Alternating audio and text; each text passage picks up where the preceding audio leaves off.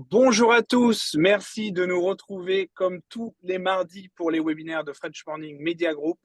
Je suis Romain Poirot, directeur commercial associé de French Morning Media Group, qui est donc le média pour les Français, les francophones aux États-Unis, Canada et UK depuis maintenant plus de 17 ans. Vous êtes plus de 200 à avoir pris votre place aujourd'hui, donc c'est qu'on a un sujet qui vous passionne. Alors aujourd'hui, on va voir comment financer, gérer et déclarer son investissement en France depuis l'étranger. On a trois experts. Alors la première, ça va être Givenchy Niver. C'est la fondatrice de société de courtage, société en prêt pour les non-résidents.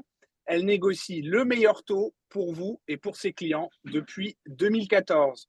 Ensuite, on aura Michael Zonta, aussi un habitué des webinaires de French Morning. Il est le cofondateur de investissementlocatif.com. Il a fait investir plus de 400 millions d'euros dans des biens, dans l'ancien, en France, depuis plus d'une dizaine d'années maintenant. Et enfin, last but not least, comme on dit, Romain Levrini, cofondateur de Nopilo. Il est propriétaire d'une trentaine de biens immobiliers. Il a créé Nopilo. C'est l'expert en fiscalité LMNP et LMP. Et il a déjà permis à ses clients, des propriétaires bailleurs, d'économiser plus de 10 millions d'euros en impôts. Donc, vous le savez, vous connaissez les webinaires de French Morning. C'est très simple. Vous levez la main si vous êtes sur Zoom à la fin. On pourra vous entendre. Vous pourrez poser vos questions à la fin. Et si vous êtes sur les réseaux sociaux, puisque on stream aussi sur tous les réseaux du groupe, vous pouvez poser vos questions. J'y ai accès et je poserai vos questions à la fin. Je vais laisser Michael du coup partager son écran et puis je donne la parole tout de suite à Givenchy qui va démarrer son propos et moi je reviendrai pour poser toutes vos questions à nos experts. Merci Romain. Effectivement, je vais me présenter rapidement. Je veux bien que tu passes le premier slide, Michael. Donc, je suis Givenchy Niver, courtière en prêt immobilier pour les expatriés et les non-résidents et les passeports étrangers. Quand je vais dire passeport étranger, c'est toutes les personnes qui n'ont pas la nationalité, on va dire européenne, qui souhaitent s'installer en France et ils ont besoin d'un financement. Donc, on peut vous accompagner. Donc, nous sommes spécialisés en prêt. Nous sommes installés à Saint-Germain-en-Laye, dans les Yvelines. Nous sommes une équipe de 6 personnes. Nous faisons du prêt depuis, comme disait Romain, depuis 2014. Donc, on sera ravis de vous avoir, ravis de prendre rendez-vous avec vous et de vous expliquer un petit peu le process bancaire et de vous donner les conditions d'emprunt du marché. Donc, rapidement, sur le slide suivant, Michael, une petite parenthèse sur l'activité, on va dire, et le contexte économique, contexte financier. Donc, les nouvelles sont très bonnes. Donc, je ne vais pas vous dire dans le détail ce qui se passe, mais tout est bon pour acheter en France. Tout est bon pour avoir des taux très compétitifs. Pour vous donner une idée, aujourd'hui, on a eu une offre de prêt pour un client français qui habite aux États-Unis pour 3,57 sur 20 ans pour son financement, pour le financement de son investissement locatif. Donc, c'est une très bonne nouvelle. Donc, je pense que les taux vont se mettre à baisser progressivement. Donc, en tout cas, c'est la première nouvelle de la semaine. On a également vu dans les infos que vous avez vues aujourd'hui dans Le Monde, il y a un article qui est apparu qui nous indique que les transactions commencent à monter petit à petit. Donc, ça donne également une bonne nouvelle à toutes ces personnes qui attendaient de savoir est-ce que j'achète maintenant ou plus tard. Donc, les vendeurs sont bons, ils vous accordent plus ou moins la négociation que vous faites. Les banques, elles vous attendent dans les banques, on arrive à ouvrir les comptes dans les délais, à obtenir les financements. Donc, c'est vraiment le bon moment pour financer votre projet. Donc, tout ce qui est partie LMNP, etc., je laisserai Romain, mon collègue, vous expliquer les avantages, les inconvénients et toute la partie fiscalité liée au régime LMNP qui reste très intéressant lorsqu'on investit en France. Et nous, effectivement, lorsqu'on fera du financement, on indiquera dès le début au banquier que vous allez faire un investissement locatif, quels sont les intérêts, combien vous allez gagner en termes de loyer et quelle est la rentabilité. Ce sont on va dire des points très, très importants. Ensuite, le prochain slide, Michael, s'il te plaît. Rapidement ici, moi, ce que je voulais insister, c'est que nous pouvons financer aussi bien votre future résidence principale, résidence secondaire, investissement locatif, avec ou sans travaux. Lorsque les travaux sont raisonnables, effectivement, on peut trouver des banques qui peuvent financer. Parfois, les banques, elles vont vous proposer des prêts de travaux externes pour financer ces projets-là. Mais de manière générale, si vous avez un projet d'investissement en France aujourd'hui, vous pouvez, puisque les banques sont sont prêtes à vous accompagner. Elles donnent des conditions très, très attractives pour les US personnes ou pour toutes les personnes qui habitent en dehors de la France. Donc, les conditions d'emprunt vont varier selon votre situation, etc., que je verrai dans un troisième slide. Mais ce qu'il faut savoir qu'aujourd'hui, on peut financer. Ensuite, que vous fassiez achat en nom propre via une SCI parce que c'est votre notaire qui vous l'a conseillé pour des raisons transmission de patrimoine.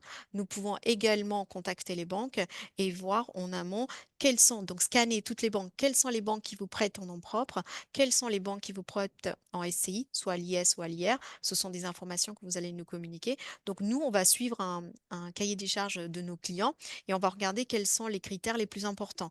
Et en fonction de ce qui va nous indiquer, on va aller scanner toutes les banques et vous trouver la meilleure condition, la meilleure banque et qui va vous accompagner. Ensuite, les conditions. Comme vous pouvez savoir, les banques françaises sont très frileuses. Elles adorent les dossiers bien construits avec tous les documents. On est fan de documents justificatifs papier. Donc, tous les documents qui vont être scannés, envoyés, les banques, elles vont le prendre. Il faut être très transparent avec les banques. Il ne faut pas hésiter à envoyer 2 fois les mêmes documents. Il ne faut pas non plus ronchonner. Si le banquier vous demande le même document 3 fois, c'est qu'il n'a pas compris ou le même document n'est pas parvenu à sa boîte email correctement parce qu'il a toute une série de KYC qu'il doit accomplir et respecter pour financer les non-résidents. Donc, c'est tout à fait, il est dans son rôle et moi, dans mon rôle, je vais vérifier que vous nous fournissez tous les documents. Donc, nous, notre rôle en amont, c'est de vous donner la liste des documents et de voir si vous êtes éligible pour un prêt immobilier. Donc là, rapidement, ici, on a indiqué que de manière générale, on va regarder votre situation professionnelle, on va regarder votre situation personnelle et bancaire, si vous avez suffisamment d'épargne pour faire ce projet, et ensuite on va calculer votre budget. L'objectif d'un courtier, c'est de vous accompagner dès le début sur le budget, sur votre capacité d'emprunt et de vous donner plus ou moins le contour du financement pour voir si ça peut vous convenir. Ensuite, Michael. Donc sur la troisième slide ici, rapidement les profils, je ne sais pas si ça vous parle. Alors il faut bien comprendre que puisqu'on a des clients qui sont salariés d'une entreprise qui ne leur appartient pas et chefs d'entreprise, aujourd'hui on peut financer les deux profils de clients, aussi bien les salariés que les chefs d'entreprise. Le canal d'études va être différent dans les banques.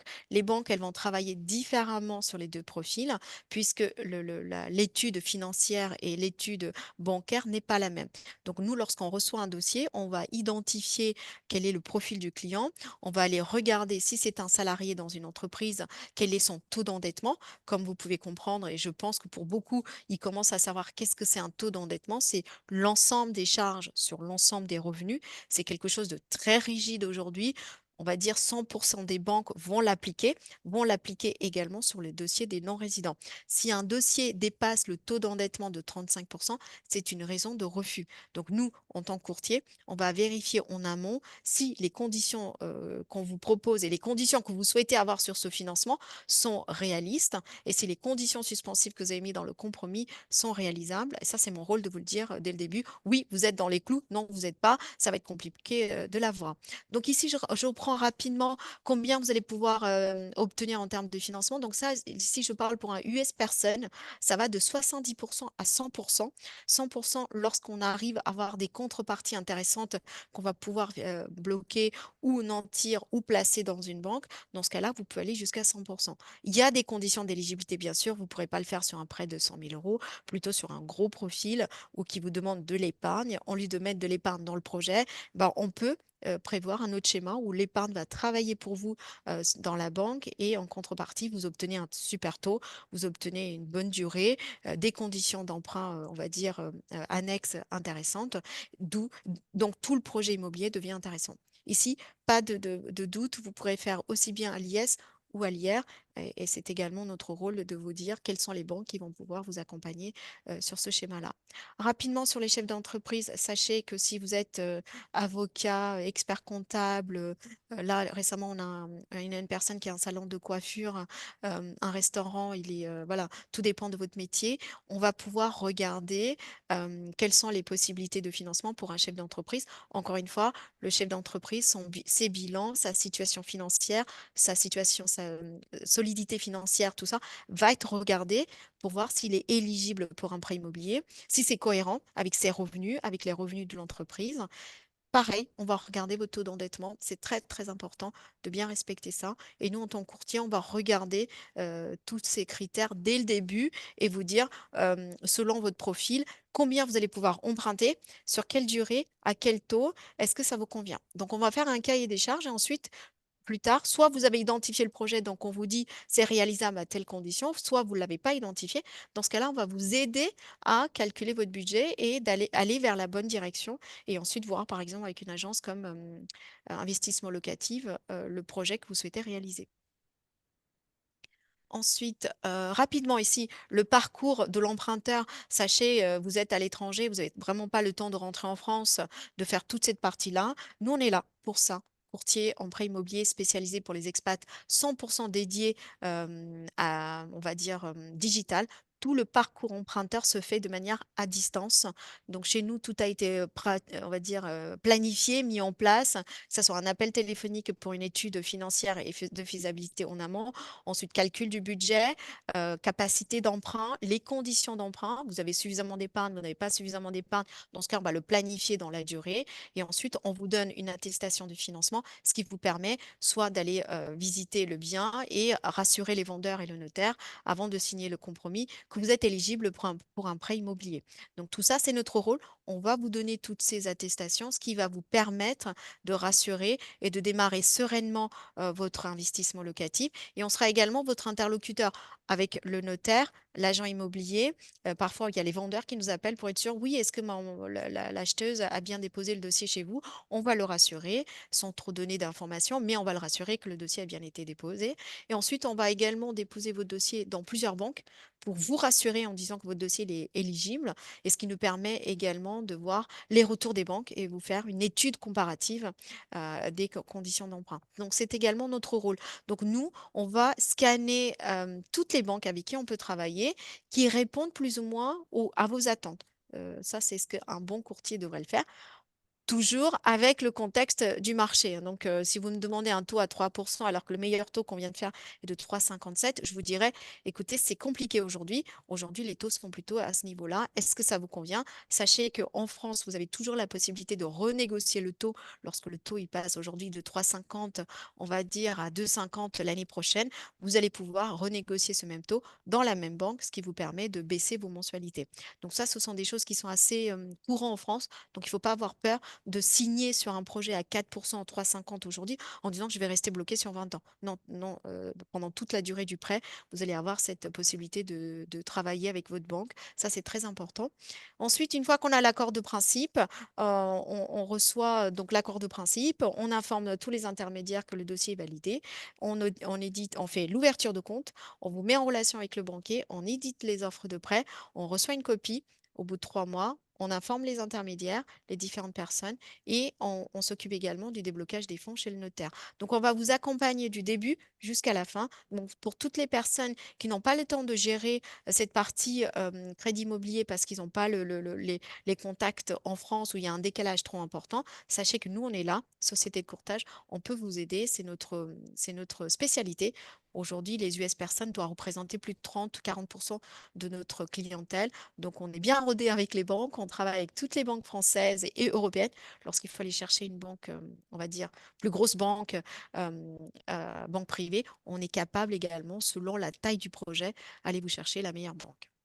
Ensuite, le dernier slide, Michael. Bon, là, c'est une carte qui vous montre principalement en vert, bien sûr, partout où on travaille aujourd'hui. Donc partout, c'est du bleu. Donc tous les pays où il y a des sanctions internationales ou une instabilité politique, vous savez mieux que moi, donc c'est compliqué d'obtenir un prêt. Par contre, pour les autres pays, donc même ceux qui sont en bleu, par exemple, je pensais en Amérique latine, certains pays, on peut, cas par cas, selon votre situation et contrat de travail et comment votre compte bancaire il est préparé et il est modulé, on peut obtenir du financement au Mexique. Il n'y a aucun souci. Tout dépend de votre situation professionnelle. Et pareil, en Afrique centrale, il y a plein de pays qu'on peut financer aujourd'hui. heureusement, parce que tous les pays ne sont pas n'ont pas de situation économique, politique compliquée. Donc, sachez qu'on peut également vous financer. Donc, ce qui est important, c'est avant de démarrer votre projet, c'est de connaître votre capacité d'emprunt, dans quel pays vous habitez, donc quelle est la fiscalité qui va être donnée et quel est le maximum de financement que vous allez pouvoir obtenir et calculer votre apport. Tout ça va vous permettre de vous positionner sur un projet, d'où l'intérêt d'avoir une bonne connaissance de son budget avant d'aller voir son agent immobilier. Donc là, je vais passer la main à Mickaël qui Quelle va vous expliquer. transition. Merci pour cette belle Merci. transition, Givenchy. Bonjour à tous. Très heureux d'être parmi vous aujourd'hui. Je vais vous parler du plan d'action. Une fois que Givenchy vous a parfaitement expliqué comment être finançable, comment bien préparer son financement. Et on travaille toute l'année, hein, main dans la main avec Givenchy pour tous ceux qui nous regardent et qui ont envie de faire leur projet une réalité. Je m'appelle Mickaël Zonta. J'ai cofondé la société investissement-locatif.com il y a 12 ans de ça. Aujourd'hui, c'est plus de 200 collaborateurs. Voilà, vous voulez quelques métriques s'afficher à l'écran pour vous dire un petit peu l'étendue de ce qu'on est capable de faire. Une partie importante de nos clients aujourd'hui sont les non-résidents. Donc déjà, premier sujet, on a l'habitude, puisqu'il y a bien évidemment une manière de travailler, la confiance qu'on établit à distance, bien évidemment qui est indéniable, mais aussi pouvoir vous faciliter l'ensemble du processus pour que ce soit au maximum digitalisé et vous accompagner lors de l'acquisition de vos biens immobiliers, que ce soit un pied-à-terre, que ce soit un bien coup de cœur ou le gros de notre activité, comme le nom l'indique, est le fait d'acheter en France un bien qui est rentable. Pour ce faire, je dis souvent, c'est pas comme la recette de Coca-Cola, il n'y a pas de secret, c'est dans l'exécution que ça va faire toute la différence. On va vous accompagner pour déjà ensemble définir la stratégie. Donc main dans la main avec Givenchy, si c'est votre souhait, on va analyser pour voir déjà quelle est l'enveloppe sur laquelle vous êtes finançable, définir l'apport, définir l'effet de levier qu'on va mettre, et ensemble, on va définir quelle est la géographie de l'investissement. Et ensuite, on va mettre à profit, si c'est le cœur de votre projet, cette somme d'argent pour qu'elle soit parfaitement investie et qu'elle puisse être rentable. Alors, comment est-ce qu'on fait pour structurer l'opération immobilière et faire en sorte qu'elle soit la plus rentable possible?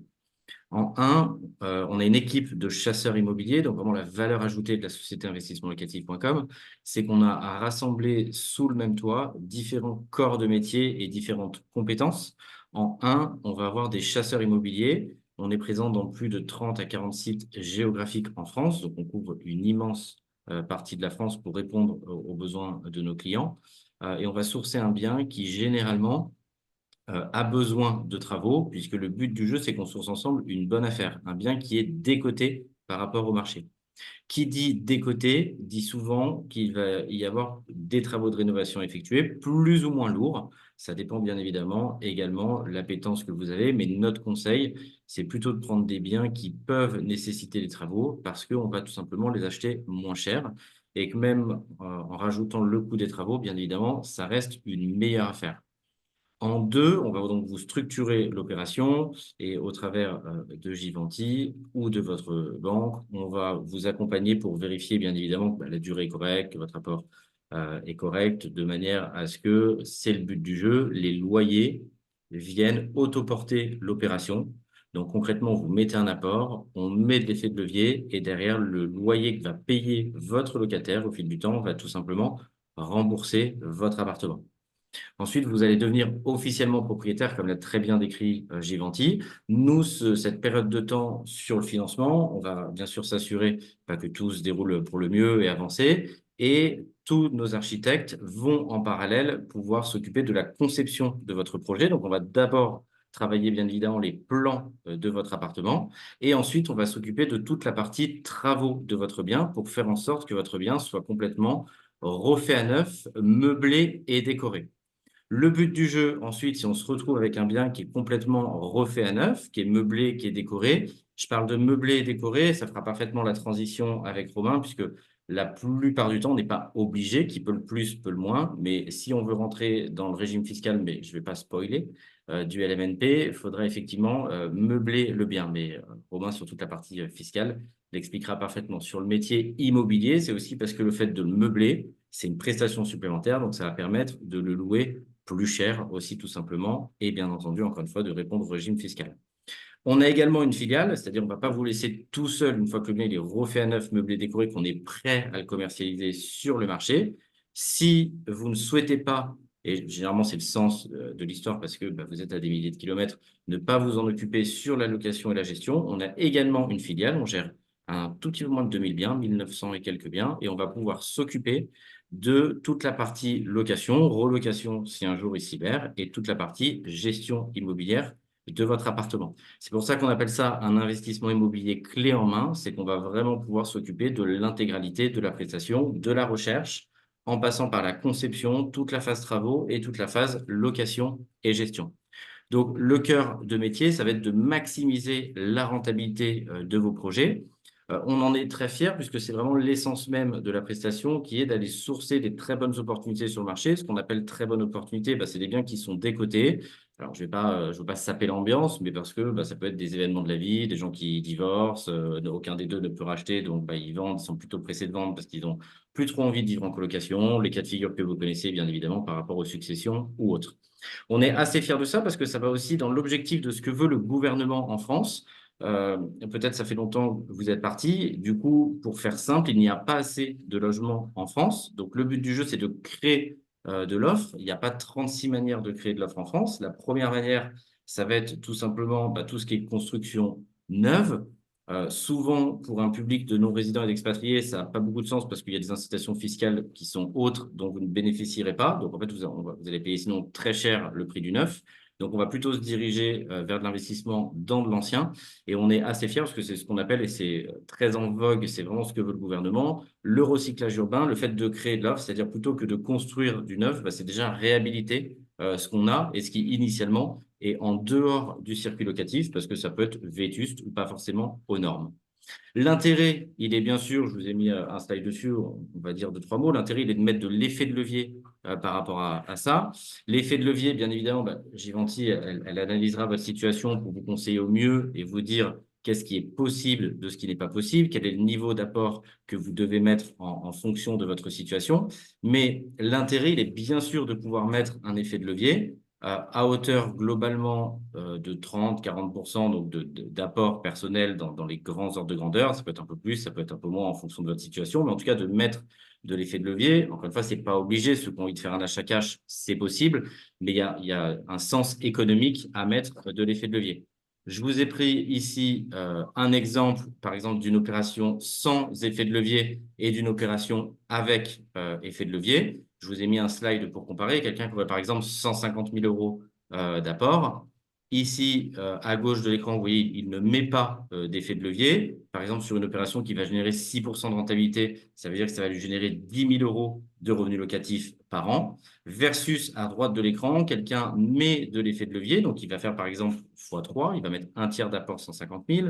Mettre 2 tiers d'effet de levier à hauteur de 300 000 euros. C'est donc une opération à hauteur de 450 000 euros qui va générer 27 000 euros de revenus locatifs. Et on voit tout de suite que le ROI par rapport au fonds apporté, donc par rapport aux 150 000 euros, est 3 fois plus grand. Donc, il n'y a pas de magie. C'est comme ça que tous les investisseurs, je suis aussi investisseur bien évidemment à titre personnel, j'ai eu la chance de pouvoir beaucoup investir. C'est comme ça que les investisseurs s'enrichissent dans l'immobilier en mettant beaucoup d'effets de levier dedans. Donc, en tout cas, ayez ceci en tête parce que ça fait bien évidemment une grande différence. En termes de travaux, on pourra faire des petits ou des gros travaux. Je vous mets à l'aise par rapport à ça. Il n'y a pas besoin de se dire je veux forcément faire des travaux énormes. Je vous mets bien sûr un exemple qui est représentatif à l'écran pour vous montrer le plus du monde. Pour vous représenter qui est capable de faire, bien évidemment, plus ou moins de travaux. Le but du jeu, ça va être de créer de la valeur à cette étape-là. Vraiment, retenez ça en tête. Les travaux, là où c'est intéressant, c'est qu'on vient créer de la valeur et on vient bien évidemment avoir une meilleure rentabilité. Je vous fais apparaître à l'écran les avantages. Par exemple, le fait de rénover, encore une fois, je ne vais pas spoiler Romain, mais c'est le fait de pouvoir repousser l'imposition. Donc, il va beaucoup mieux vous le développer que moi, mais c'est bien évidemment un très, très gros argument. Surtout, ça vous permet d'avoir moins de frais d'entretien. Qui dit je pars sur une base complètement saine d'un appartement refait à neuf, bien évidemment, ça veut dire que j'ai beaucoup moins de frais d'entretien que si le bien paraît propre ou en état d'usage classique et je l'achète, mais je ne connais pas l'historique du ballon de chaud, je ne connais pas l'historique de la chaudière, Donc, je pourrais potentiellement avoir des frais qui vont être à venir. Là, on va repartir sur une base qui est saine. Et pareil, en termes de fiscalité, on appelle ça de la charge utile, puisque ça va permettre de repousser l'imposition. Le fait de le meubler, quelquefois, j'ai la question, je ne sais pas si cette question existe toujours ou pas dans les esprits.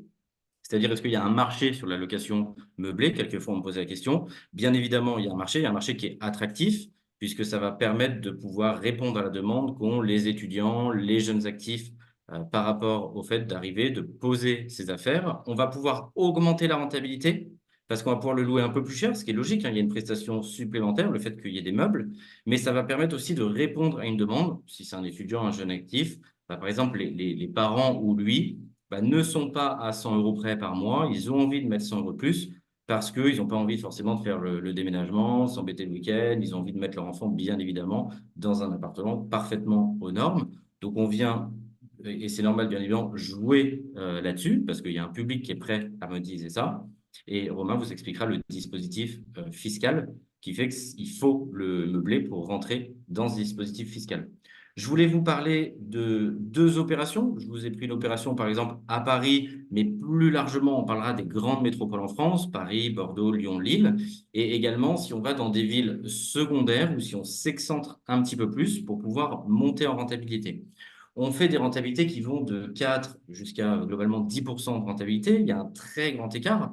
Cet écart, c'est pas le fait que il y a une meilleure opération qu'une autre. Cet écart, il est principalement dû à la géographie de l'opération, c'est-à-dire tout simplement pour le même montant investi, il y a des endroits où je vais générer plus de revenus locatifs ou à revenu locatif égal, il y a des localisations où je vais devoir investir plus parce que le prix au mètre carré est plus élevé. Donc, ça s'explique de façon purement mathématique. Je vous ai pris 2 exemples. Par exemple, ici, donc, une découpe en T3. Donc, c'est par exemple, on achète un grand appartement parisien qu'on vient diviser en plusieurs unités parce que, par exemple, il y a plusieurs lots de copropriété. Je vous mets la photo après. Non, c'est une blague. Je vous la mets avant. C'est pour être sûr que vous suivez bien tous et que vous êtes bien dedans. Donc là, par exemple, on achète ça. Alors, si on aime beaucoup notre grand-mère, on aime tous notre grand-mère, on va adorer le style pittoresque que vous voyez à l'écran. Mais bien évidemment, c'est la photo avant et on va le refaire complètement à neuf. Ici, par exemple, il a été divisé, c'est ce que je vous fais apparaître à l'écran. Il a été divisé en un appartement, 2 appartements T2 et un studio. Et on avait 3 lots de copropriété. C'est une opération qui fait un tout petit peu plus de 800 000 €. Ça génère 40 000 € par an de revenus locatifs. Donc, par exemple, pour une opération à Paris, ça fait une opération de 5%. Je vous montre quelques photos. Voilà, je voudrais qu'on ait assez de temps, bien évidemment, pour que Romain fasse sa présentation. Je vois l'heure qui tourne et répondre à toutes vos questions. Je vous fais apparaître quelques photos pour que vous puissiez voir, la qualité de la rénovation. C'est quelque chose qui nous tient à cœur. Bien évidemment, ça coule de source de faire des beaux produits, mais qu'en tant qu'investisseur, vous soyez fier du produit que vous détenez à la fin. C'est vraiment aussi ce qui nous anime. Je fais une parenthèse sur toute la partie pour ceux qui connaissent sur la nouvelle réglementation en France, sur toute la partie des logements énergivores. Et donc, le fait d'avoir ce qu'on appelle DPE, diagnostic de performance énergétique. Il y a une nouvelle loi en France qui pousse pour l'écologie à ce que les logements soient moins énergivores. Donc là, par exemple, c'est un logement sur lequel on obtient une excellente note à la sortie, qui fait que, bien évidemment, vous êtes tranquille pendant très longtemps, en tout cas dans la réglementation en vigueur. Et on le voit à l'écran, on vient doubler ce qu'on appelle les murs déperditifs, c'est-à-dire les murs qui donnent sur l'extérieur, de manière à ce que le locataire consomme moins de chauffage et que le logement soit moins énergivore. Je vous fais apparaître ici, par exemple, un exemple du studio. Alors, en fonction d'où vous vivez dans le monde, vous allez trouver grand ou petit. Ça dépend d'où vous vivez dans le monde, en fonction si vous êtes dans des grandes métropoles ou plus petites. Voilà un autre exemple ici de la suite de cet appartement en découpe.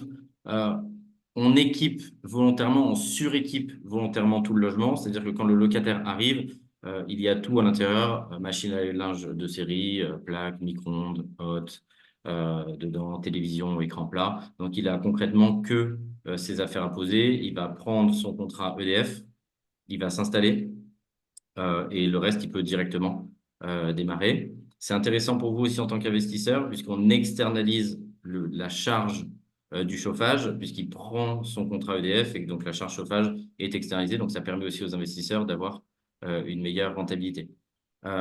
Pour ceux qui connaissent un petit peu, pareil, les salles de bain, elles sont équipées en VMC type I-B, donc c'est les dernières normes, de manière à avoir le meilleur diagnostic de performance énergétique, ce qui est le cas à chaque fois sur vos appartements.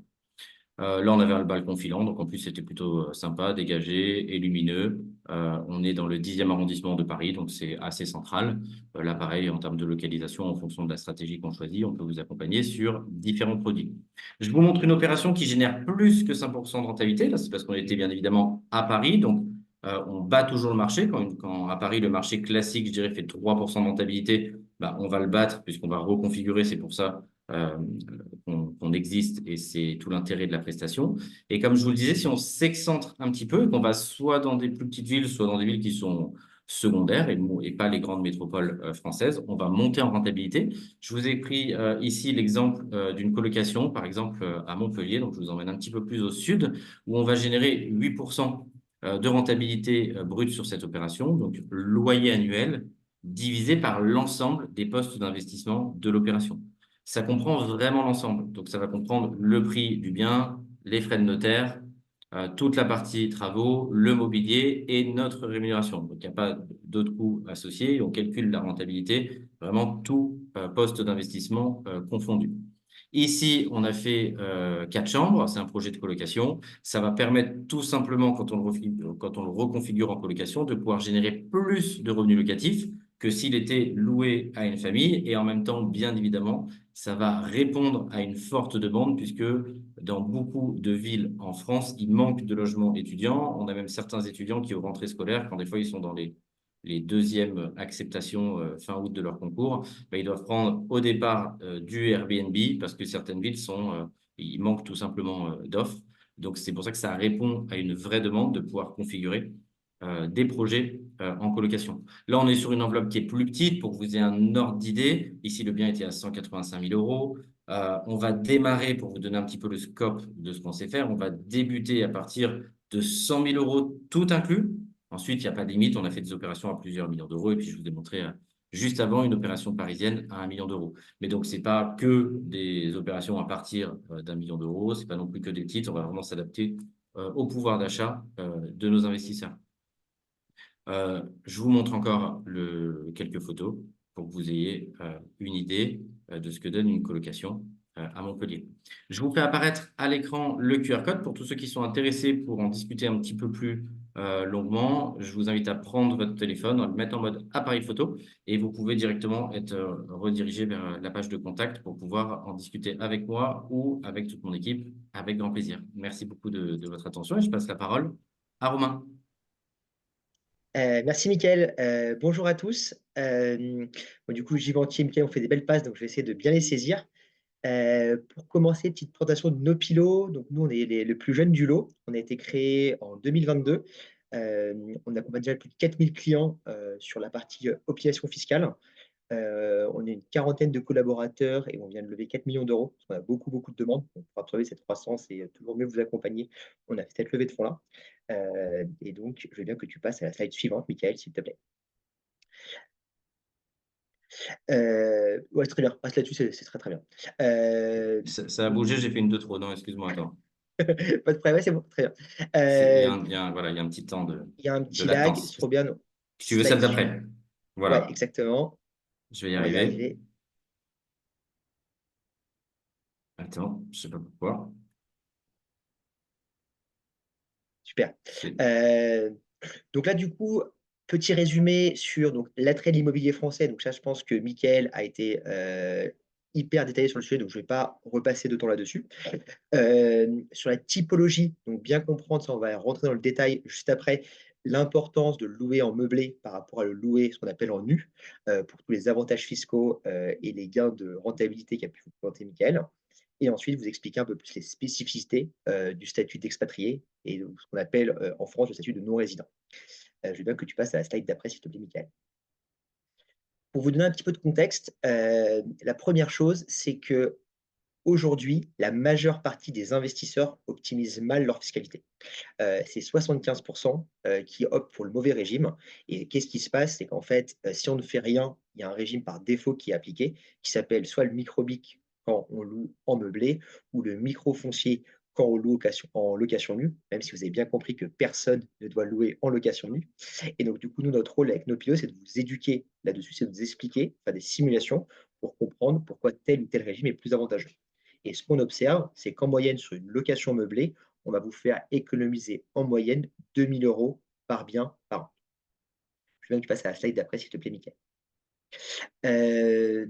Donc, le rôle du statut fiscal d'investissement immobilier, il y a la première partie, c'est qui c'est directement lié au montant d'impôt que vous allez payer. Et ça a une influence très forte sur les déductions fiscales. Donc là, pareil, après, je vais essayer de vous détailler un petit peu plus dans le détail comment ça fonctionne. On va passer à l'étape d'après, Mickaël, s'il te plaît. Donc, première chose, pour bien comprendre sous quel statut vous êtes, donc il faut bien différencier le statut de résident fiscal ou de non-résident fiscal. Principalement, vous allez être assimilé à du non-résident fiscal. Qu'est-ce que ça veut dire? Ça veut dire que vous vivez à l'étranger, mais vous avez des revenus locatifs en France. Et donc ces revenus locatifs en France, ils vont être imposés en France sous des conditions un peu spécifiques par rapport aux, résidents français comme sont, Givenchy, Mickaël et moi. Je veux bien que tu passes à l'étape d'après, s'il te plaît, Mickaël. Concrètement, comment ça se passe quand on est français? Donc là, je vais aller très vite parce que ça ne vous intéresse pas spécialement. Il y a un barème, ce qu'on appelle progressif de l'impôt sur le revenu, c'est-à-dire que plus on va gagner, plus le taux d'imposition va être élevé. Au-delà, donc, il y a des tranches qui commencent à 0, qui montent jusqu'à 45.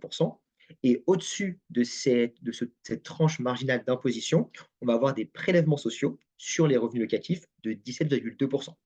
Donc concrètement, par exemple, pour vous prendre un exemple, si je suis imposé à une tranche marginale de 30, en réalité, je vais être imposé sur 47,2 de mes loyers, avec des déductions pareil que je vous présenterai juste après. Si vous êtes non-résidents fiscaux, là, il y a des cas particuliers qui s'appliquent où en fait, il y a un forfait minimum d'imposition. Ça veut dire que si, imaginons que vous avez très peu de loyers, en France, vous pourriez être imposé à 0 ou à 11 sur ces loyers. En tant que non-résident, pas de chance, vous seriez imposé au minimum au taux de 20. Et ensuite, au taux de 30 si vous commencez à avoir beaucoup de revenus.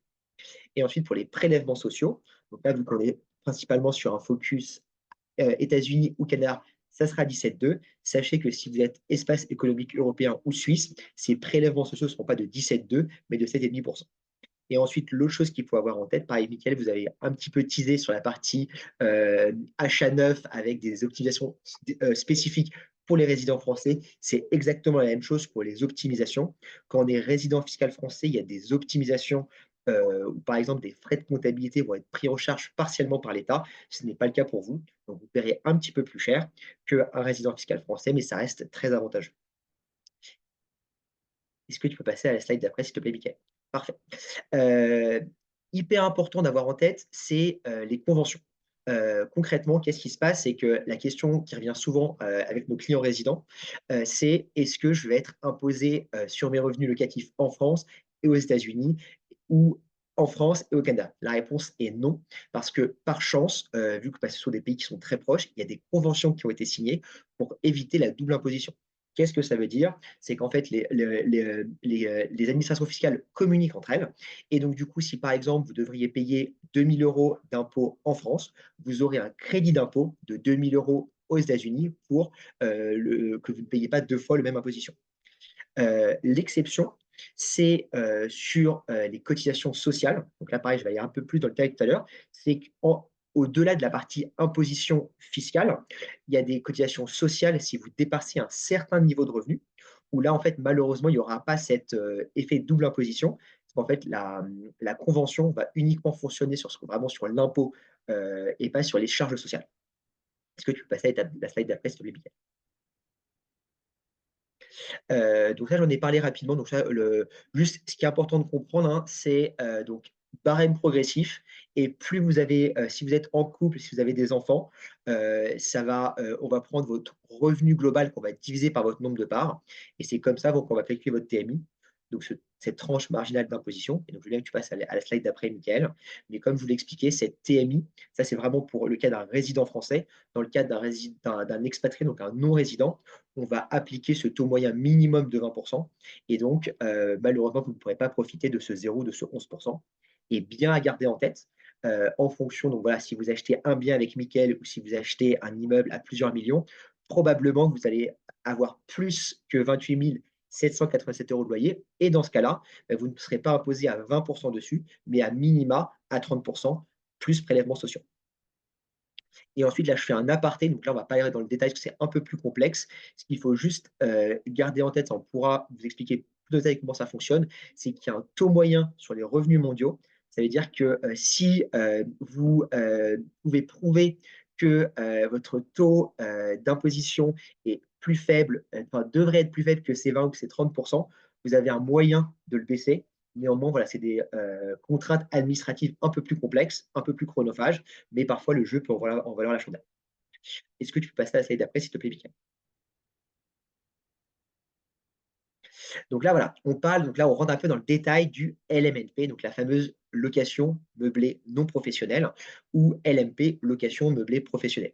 Donc là, je rappelle, hein, c'est vraiment important, c'est le régime fiscal de faveur en France à partir du moment où votre bien il est loué en meublé. C'est-à-dire qu'en fait, avant de parler de fiscalité, il faut parler de droit des contrats. Si vous avez un bien que vous louez en location nue, donc le contrat, vous ne pourrez pas profiter de ce régime avantageux. Il faut forcément signer un contrat meublé. Et donc ça, qu'est-ce que c'est? Donc si vous le donnez à Mickaël, il vous expliquera tout en détail. Concrètement, qu'est-ce que c'est, hein? C'est je loue mon bien et j'ai une liste de mobilier obligatoire à mettre qui est très peu contraignant par rapport aux avantages qu'il y a en face. Et comment ça se passe ensuite une fois qu'on l'a mis en location? Pour profiter de ce régime fiscal de faveur, il faut s'immatriculer. Donc, aux yeux de l'État, on va avoir un statut de micro-entreprise. Donc, il faut s'immatriculer. Ça, on pourra vous accompagner pour le faire. Et les avantages, qu'est-ce que c'est? C'est que déjà, la partie administrative est extrêmement simple. L'autre sujet, c'est la possibilité d'amortir le bien. Là, j'irai un peu plus en détail dans le détail tout à l'heure, mais concrètement, pour comprendre, c'est grâce à ce mécanisme principalement qu'on va pouvoir gommer toute votre fiscalité. Et ensuite, l'autre avantage qui est en train d'être discuté âprement à l'Assemblée, c'est que le moment où vous allez revendre votre bien, vous allez pouvoir être exonéré des plus-values qui ont été réalisées. Et ensuite, donc l'inconvénient, j'en avais parlé un petit peu tout à l'heure, c'est qu'en cas de dépassement de seuil, si vous avez des loyers un petit peu trop importants aux yeux de l'État, vous allez cotiser, vous allez devoir cotiser sur le régime social et donc payer des charges sociales en plus. L'ordre de grandeur, quand on commence son investissement locatif, c'est l'ordre de grandeur de 1 000 €. Ça reste raisonnable par rapport au loyer que vous avez en face. Est-ce que tu peux passer à la slide d'après, s'il te plaît, Miguel? Parfait. Donc là, on va rentrer un petit peu dans les chiffres. C'est toujours un peu plus voilà, compréhensible une fois qu'on parle de chiffres. Donc, je passe quand même sur la location nue rapidement. Régime de base, le régime micro-foncier. Qu'est-ce que ça veut dire? C'est que vous avez un abattement de 30%. C'est-à-dire que si vous ne faites rien, vous touchez 10 000 € de loyer. L'État, ils vous font croire que vous allez avoir un super cadeau fiscal avec un abattement de 30%. C'est-à-dire qu'ils vous enlèvent 30% de vos loyers, 3 000 €. Et donc, vous allez être imposé sur 7 000 €. Si imaginons, donc là c'était un exemple français, mais c'est pas grave, vous allez comprendre le raisonnement. J'ai mes 7 000 € de résultat fiscal, je le multiplie par ma tranche d'imposition de 30% plus mes prélèvements sociaux. Ça veut dire que je vais quand même payer 3 304 € d'impôt sur mes 10 000 €. Donc quelque chose de très significatif. Si je passe en foncier réel, là du coup, qu'est-ce que va me dire l'État? C'est que je ne raisonne plus en abattement forfaitaire, je vais passer en forfait de charge réel, plus travaux. Et donc là, ce qu'on va observer, c'est que uniquement dans ce cas-là où on fait énormément de travaux, ce qui pourrait être le cas avec un Michael, où vous achetez un bien de votre grand-mère, vous faites énormément de travaux, là, quand l'État va accepter que vous passiez tous vos travaux en face de vos loyers, et donc là, sur quelques années, vous allez pouvoir ne pas payer d'impôts. Par contre, la problématique, c'est que vous allez être bloqué dans ce système-là pendant 3 ans, alors que le régime LMNP, celui où on va reparler, est beaucoup plus avantageux. Donc maintenant, je passe sur la location meublée. Donc là, pareil, si je ne fais rien, le régime de base, c'est le régime micro-BIC, où là, je vais avoir un abattement de 50%.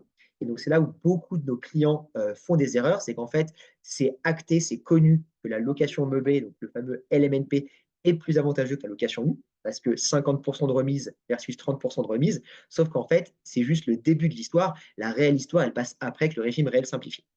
Donc, je me réexplique, je reprends mon même exemple. J'ai 10 000 euros de loyer, j'ai un abattement de 50%. Du coup, l'État va m'imposer sur 5 000 euros. Et donc, à la fin, je vais quand même payer 2 360 euros.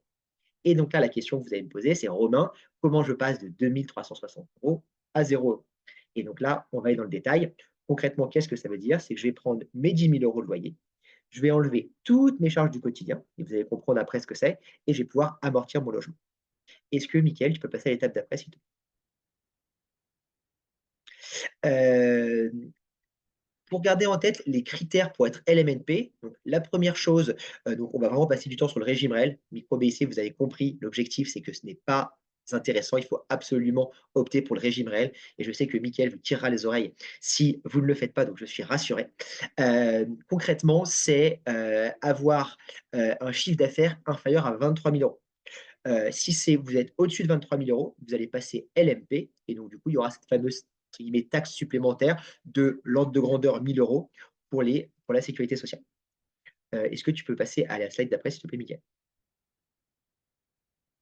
Donc là, comment ça fonctionne? Donc, je le fais vraiment progressivement, voilà, un peu plus dans le détail à chaque fois. Concrètement, prenons cet exemple. Donc, j'ai 7 800 euros de recettes locatives. J'ai 1 500 euros de charges déductibles. Dans ces charges déductibles, qu'est-ce que je vais pouvoir mettre? Je vais pouvoir mettre beaucoup de choses.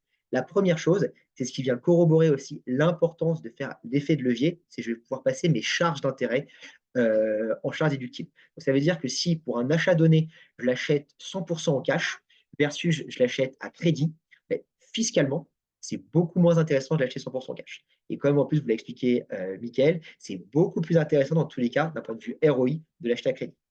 En plus de ça, je vais pouvoir enlever mes charges d'assurance emprunteur, mes honoraires de gestion, mes frais de copropriété, ma facture d'électricité si je ne prends pas le conseil de Mickaël et que je le paye pour mon locataire. Donc tout ça, ça fait beaucoup, beaucoup de charges. Et en plus de ça, là où la beauté du modèle, c'est que j'ai l'amortissement immobilier. Et donc, qu'est-ce que c'est que l'amortissement? Concrètement, en fait, ce que va dire l'État, donc c'est comptable, hein, c'est complètement fictif, parce qu'on sait que l'immobilier a plutôt tendance à s'apprécier. Je prends mon logement qui vaut par exemple 100 000 euros, et l'État va me dire, bah, sur ces 100 000 euros, il y a une quote-part qui est liée au terrain, donc par exemple 20 000 euros, où ça, le terrain, en fait, c'est le foncier, ça, vous n'avez pas le droit de l'amortir. Par contre, les 80 000 euros, donc quand même 80% de la valeur de mon bien, ça, vous allez pouvoir l'amortir. Donc là, c'est assez complexe, mais pour faire simple, on va l'amortir sur une vingtaine d'années. Et donc, je vais faire 80 000 euros divisé par 20. Et donc, cette charge, et je vais pouvoir, en fait, donc c'est 4 000 euros, 80 000 divisé par 20, je vais pouvoir les passer en moins de mes recettes. Et quand je vais avoir mes recettes, moins mes charges, moins cette quote-part d'amortissement, dans 95% des cas, mes dépenses et mon amortissement vont être supérieurs à mes recettes. Et donc, forcément, quand je fais ça multiplié par mon taux d'imposition, j'arrive à 0. Mickaël, je veux bien que tu continues, s'il te plaît.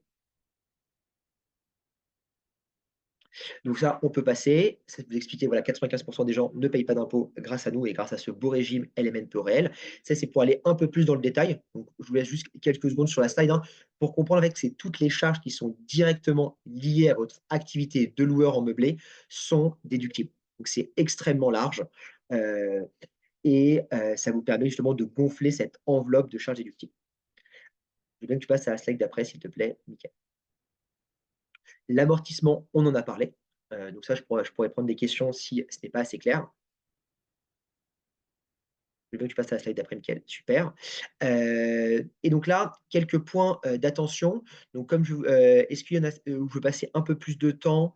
Pas nécessairement. Je pourrais juste des questions, si besoin, sur les spécificités en lien avec l'impôt sur la fortune immobilière ou le LMP. Mais ce qu'il faut comprendre, c'est qu'en tant que non-résident, le régime est légèrement moins avantageux que pour des résidents fiscaux français. Néanmoins, ça reste extrêmement avantageux parce que justement, on va arriver à vous amener au zéro d'impôt et donc maximiser votre retour sur investissement. Je veux bien que tu passes à la slide d'après, Mickaël.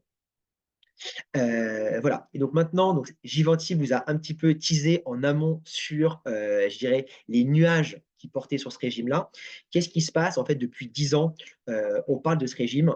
Il a été créé justement, comme disait Mickaël, pour répondre à ce besoin en logement. Aujourd'hui, on estime qu'il y a 200 000 logements manquants à la fois pour les étudiants, les jeunes actifs et 200 000 logements pour les personnes retraitées qui cherchent du meublé. Donc, c'est pour ça que ce régime a été créé pour vraiment flécher les investissements vers ce type de location. Malheureusement, c'est un coût fiscal.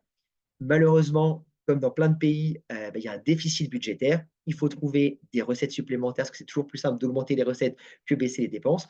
Et donc, le LMNP est dans le viseur. Et donc là, il y a eu un rapport à charge de la députée Lemeur qui est tombé cet été, un gros rapport de 700-800 pages qui a plein d'idées pour un petit peu changer tout ce qui se passe actuellement. Et donc là, pour vous donner un petit peu de visibilité sur ce rapport, la première chose, c'est qu'il n'est pas voté. Ça, c'est vraiment très important. C'est qu'en fait, depuis 10 ans, on dit quelque chose qui va voter. Il n'est toujours pas voté. Donc, pour l'instant, en fait, il donne juste des petites billes. Mais pour l'instant, on n'en sait rien. Et en fait, pour l'instant, moi, j'ai envie de dire quand même avancer. Comme disait Givenchy, il y a un environnement de crédit qui est plus intéressant, des acquisitions qui augmentent. Donc, c'est le moment d'acheter. C'est juste que dans le calcul global, l'équation économique, il faut intégrer quand même cette possibilité de changement de régime fiscal. Et donc, qu'est-ce qu'elle recommande, elle, aujourd'hui? C'est de réunifier les régimes fonciers et le régime meublé, en disant qu'en fait, aujourd'hui, on ne peut plus justifier cette différence fondamentale qu'il y a entre le régime foncier et le régime BIC. Supprimer l'amortissement, qui, selon elle, est beaucoup trop avantageux fiscalement. Donc ça, c'est l'étape 1. L'étape 2, c'est d'augmenter les seuils du LMP et d'intégrer les revenus de capitaux dans le calcul. Donc ça, vous n'êtes pas trop impacté par ce numéro 2.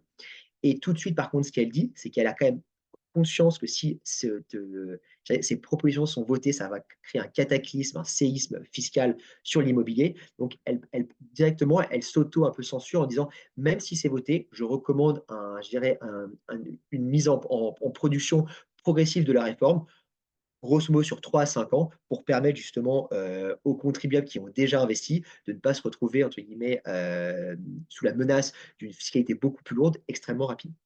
Je veux bien que tu passes à la slide d'après, s'il te plaît, Mickaël. Le troisième point de la réforme, c'est sur des seuils. Donc là, ça ne change pas surtout notre explication sur pourquoi le réel est plus intéressant que le micro. Ce qu'il faut juste comprendre, c'est que là, je n'ai pas passé trop de temps dessus, mais ça peut être de temps en temps, en fonction de votre niveau de loyer, vous allez forcément devoir passer au LMNP, au régime réel, surtout quand vous êtes non-résident, vous n'êtes pas trop impacté par cette case numéro 3.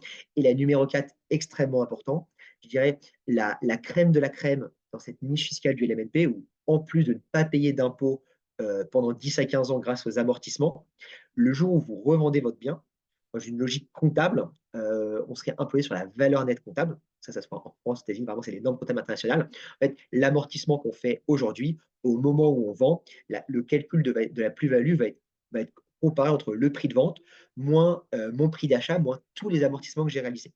Aujourd'hui, ce n'est pas le cas. C'est comme si les amortissements que j'ai réalisés pendant 15 ans n'ont jamais existé. Donc, c'est une hérésie fiscale. Et donc ça, elle le remet en doute. Et à titre très personnel, même si voilà, Givenchy investisseur, Mickaël aussi et moi aussi, je me dis quand même, celle-ci, je ne suis vraiment pas très étonné que dans quelques années, elle tombe, parce que j'ai même du mal, moi, à la justifier intellectuellement parlant. Tu peux passer à celle d'après, Mickaël, s'il te plaît. Donc ça, c'est le petit instant promo. Après, pareil, j'aurai le petit QR code pour que vous puissiez vous connecter sur nos pilots. Concrètement, c'est tout l'enjeu de passer par nos pilots, de passer par Givenchy, de passer par Mickaël, c'est vraiment de vous simplifier la vie. Donc là, pareil, nous, on a vraiment développé un produit qui répond à vos problématiques de résidents fiscaux étrangers. C'est simple, c'est 100% digital et on s'occupe de tout. Et donc concrètement, les principales étapes, c'est première chose, c'est je m'immatricule. Donc on vous crée votre statut de loueur en meublé non professionnel aux yeux de l'État. Chaque année, on collecte vos documents sur la plateforme pour éditer votre liasse fiscale et pour l'envoyer aux impôts. Et pour à la fin avoir le sourire aux lèvres de dire j'ai payé 0 et donc mon ROI est maximisé grâce au super crédit de Givenchy et grâce aux super acquisitions, aux super travaux de Mickaël. Et donc dernière slide, Mickaël, je crois, si j'ai bon souvenir, voilà, non même pas. Donc du coup, qu'est-ce que c'est l'offre Nopilo? Très proche, Givenchy, Mickaël, c'est vraiment support extrêmement qualitatif, des experts en fiscalité qui répondent à toutes vos questions, et ensuite un produit le plus magique possible pour que ça vous prenne le moins de temps possible, parce que vous êtes tous déjà empressés. Souvent, l'immobilier, c'est un side project, vous avez votre activité principale, c'est un rendement passif, et on essaie de le rendre le plus passif possible et le plus optimisé possible. Mickaël, slide d'après, s'il te plaît. Donc voilà, ça tu peux avancer. Et donc d'un point de vue tarif, comment ça fonctionne? Le prix donc c'est 599 € par an si vous avez un bien et ensuite tarif très dégressif, on va facturer 100 € par bien additionnel. Donc si vous avez, par exemple 3 biens, vous serez facturé 799 € et la bonne nouvelle, c'est que ces 799 € sont des charges déductibles. Donc encore une fois, vous allez avoir une optimisation fiscale, pour baisser votre, je dirais le poids de votre fiscalité sur votre investissement locatif. Et l'offre OGA, et ne fonctionne que pour les résidents fiscaux français. Donc, je pense que la majeure partie d'entre vous ne seront pas éligibles à cette offre-là, mais mes conseillers pourront en parler avec vous. Est-ce que tu peux passer à la slide d'après, s'il te plaît, Mickaël? Voilà, donc là, je reste quelques secondes sur ce QR code et après, je passe la main à Romain pour les Q&A. Merci à tous. Merci à tous les trois. C'était très précis. J'ai testé les 2 QR codes, ils fonctionnent. Donc, vous pouvez prendre rendez-vous avec les équipes dès à présent. On a une chance aujourd'hui, déjà, c'est d'avoir 3 experts qui sont difficilement accessibles pour répondre à des questions comme ça pendant 10-15 minutes. Donc, profitez-en. On a la chance d'être juste là pour vous. Donc, posez vos questions, c'est maintenant.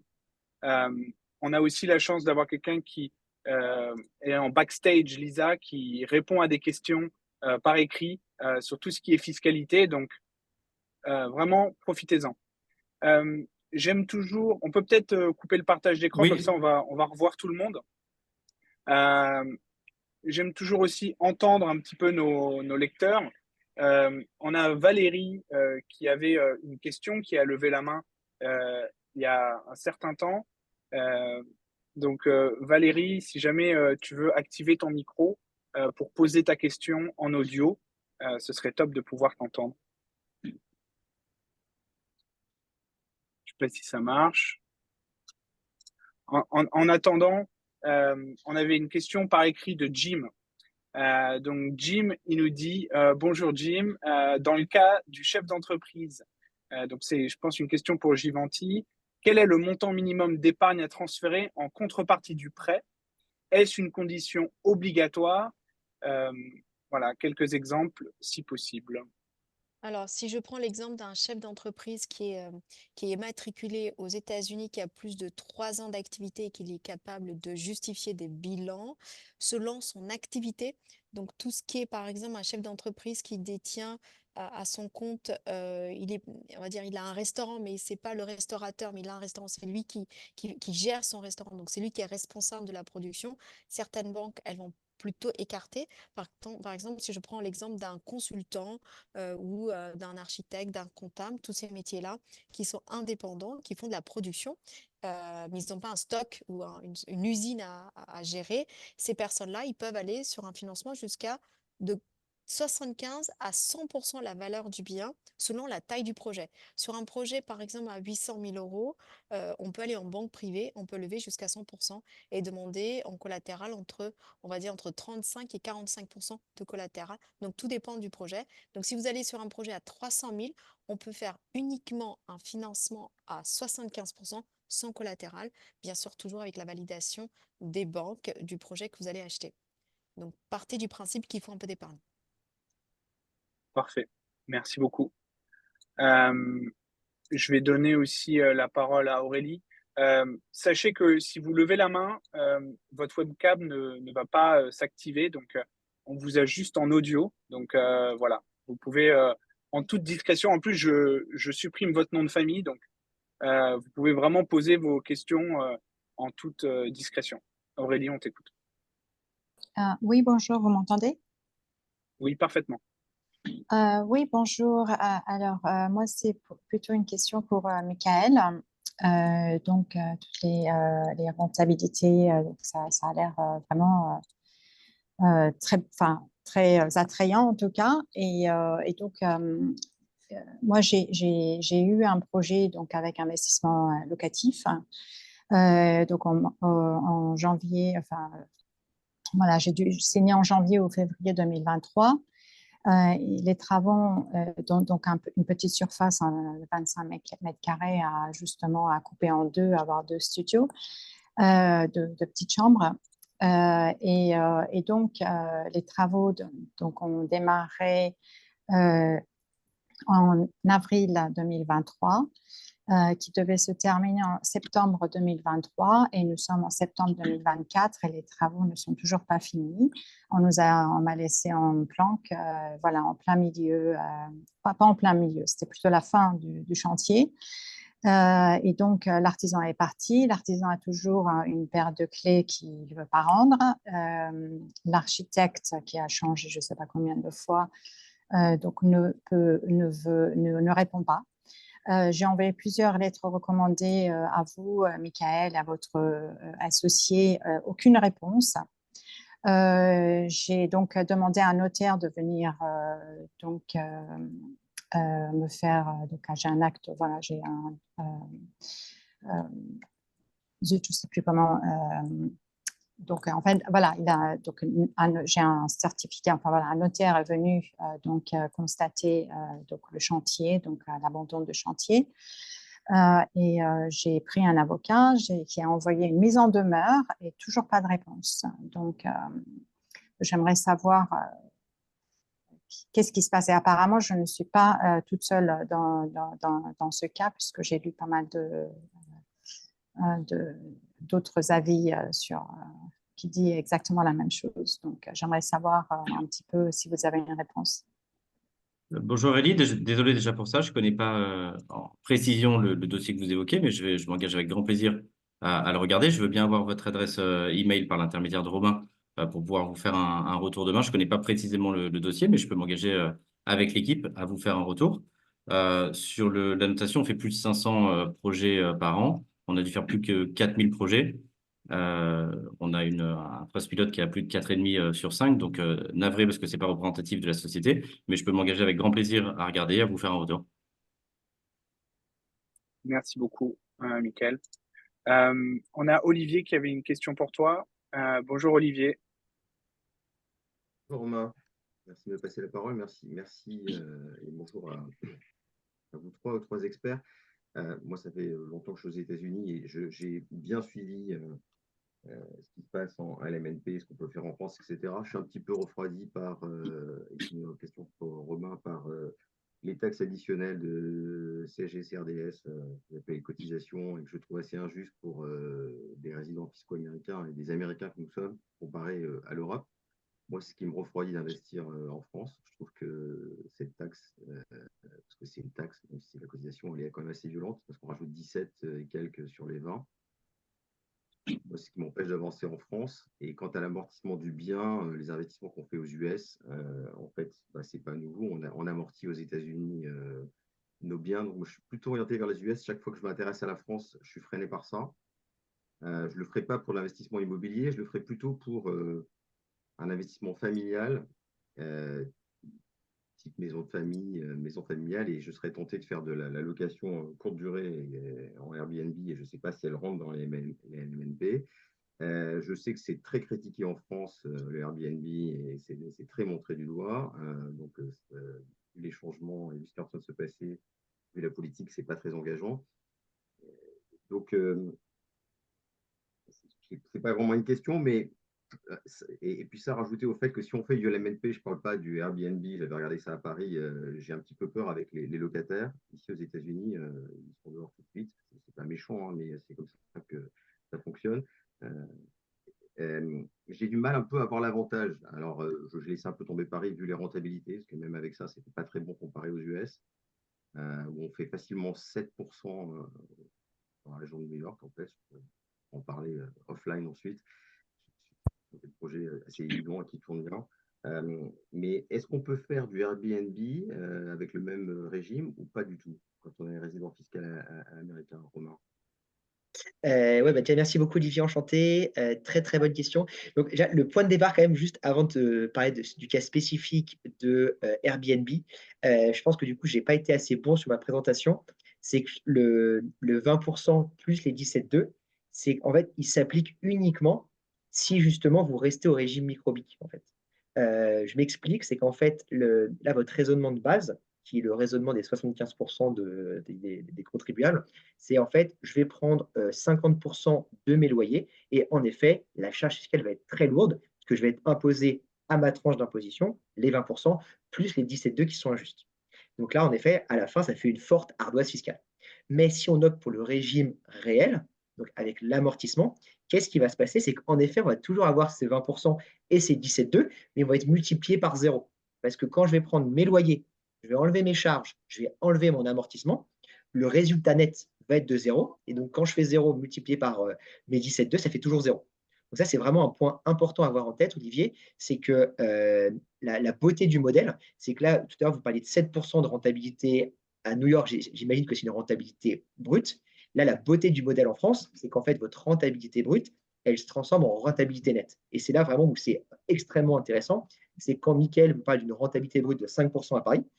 Alors, si on compare à New York, on se dit que ce n'est pas très intéressant. Par contre, 5% net, ça devient extrêmement intéressant pour plein de gens. Après, voilà, c'est une question de perspective. Et ensuite, sur le cas spécifique du Airbnb, donc oui, l'allocation courte durée meublée rentre dans le cadre du LMNP, donc qui est éligible à ce système d'amortissement. Néanmoins, là, pour le coup, je le déconseille fortement avec les changements de régulation, parce que là, du coup, ça a été déjà acté qu'en effet, le gouvernement avait le Airbnb dans le viseur. Ils ont déjà supprimé le fait que les amortissements ne seraient pas réintégrés au moment de la revente. C'est-à-dire que le gain que vous ferez à court terme sur l'amortissement, vous serez imposé dessus au moment de la revente. Donc, ça perd un petit peu un gain. Et très probablement que ça va encore se renforcer très rapidement dans les mois ou années à venir. Donc, c'est vrai qu'aujourd'hui, moi, pour mes clients, je leur recommande de plutôt faire la longue durée versus la courte durée. Je ne sais pas si ça répond à votre question. Parfait. On va passer aux questions qu'on a reçues dans le Q&A. D'ailleurs, Olivier, je t'envoie aussi un article de French Morning. Donc, il y a à vérifier avec vos comptables, bien sûr, parce que les lois changent tout le temps. Mais donc, voyez ça avec votre CPA aux États-Unis. Mais je sais que French Morning avait fait un article sur le fait que, ça y est, enfin, les CSG, CRDS sont reconnus aux États-Unis comme un impôt. Donc, rapprochez-vous de votre comptable pour lui poser vraiment la question là-dessus. Je pense que c'est un combat qui avait été mené pendant de nombreuses années et je crois qu'il a été gagné, en tout cas, pour les États-Unis. Maintenant, à voir aussi individuellement, parce qu'on a beaucoup de gens qui sont connectés du Canada et de l'Angleterre, à voir à chaque fois individuellement avec votre conseil local. On a une question pour Michael. Pouvez-vous confirmer votre moyen de rémunération? Est-ce que c'est un forfait prédéfini ou est-ce que c'est le total du projet, tout simplement? On se rémunère sur un pourcentage de l'opération à hauteur de 7% hors taxe. Donc, vous m'entendez bien? Oui, j'ai eu un changement de son. À hauteur de 7% hors taxe, donc 8,4% TTC du montant du projet. Pareil, ces frais-là, comme les frais de notaire, les intérêts ou autres, rentrent dans le déficit. Et en fonction des banques et du montage financier, mais dans l'immense majorité des cas, ces frais vont également être finançables. Parfait. On a déjà pas mal dépassé l'heure qu'on s'était donnée, donc on va rapidement clôturer. Je vois que pas mal de questions sont en train d'être répondues par écrit, donc allez bien dans la section des questions répondues si vous voulez voir la réponse à votre question. Je vais prendre une dernière question.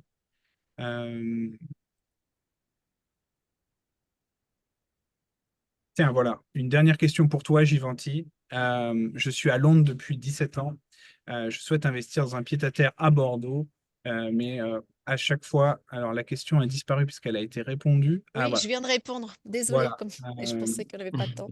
Dès qu'elle Effectivement. mentionne Londres, les banques la stoppent directement. Ouais, Donc, c'est vrai. comment tu viens à la rescousse de ces gens-là, Givenchy? Bah, en fait, nous, on travaille on fait du volume, comme tout le monde, hein, on fait du volume. C'est le fait qu'on fait du volume, on peut présenter les UK résidents dans plusieurs banques et on essaie on va dire, de scanner en amont et on le fait régulièrement, toutes les semaines. On sait quelles sont les banques qui prêtent et quelles sont les banques qui prêtent pas, quelles sont les banques qui mettent en pause. C'est ça la beauté de la France, c'est jamais, on va dire, c'est jamais plat.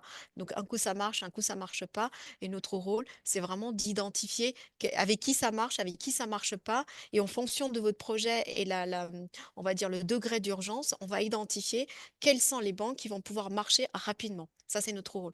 Donc, si vous avez un projet immobilier et que vous habitez en Angleterre aujourd'hui, soyez rassurés, on peut avoir entre 3 ou 4 propositions bancaires très différentes selon votre profil et selon votre projet. Donc, merci de m'envoyer votre demande par email. Voilà. Donc, si jamais vous avez besoin des contacts d'un des 3 speakers, je pense que vous avez reçu des mails de ma part ou des mails de mon équipe. On répond à tous les mails qu'on reçoit tous les jours et on en reçoit beaucoup. Donc, n'hésitez vraiment pas à nous écrire. Je reçois aussi beaucoup de demandes pour voir les replays.